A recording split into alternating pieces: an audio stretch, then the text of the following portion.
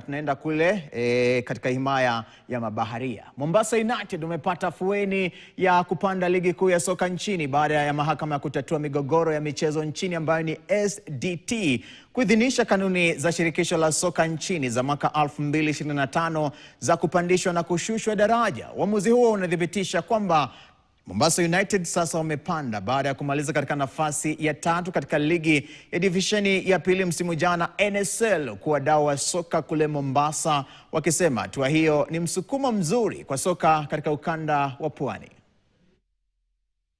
Ishawazi kuwa Kenya ni nchi ambayo iko demokrasi, na kama kuna issue yote paka masala ya mpira unaenda kotini. I think leo ruling ya koti imetoka ambao ilikuwa tunaingoja kwa hamu kwa muda mrefu, and I think ruling imetoka in favor of everybody. Mombasa United kama imepanda Premier, it's a win for everybody in the whole Republic of Kenya. Chairman, kama kutakuwa na gap wale wakishapanda, hiyo gap haitakuwa, maana tunataka kufuata FIFA calendar hiyo mwaka inakuja, si ndio chairman? Kwa hivyo hizo gap zitakuwa filled, ni vile amesema hiyo Congo Boys itafanya juu chini turudi pale. Kitu tungesema hii ni win-win situation kwa football ya community ya Mombasa, especially kwa community na mayouth.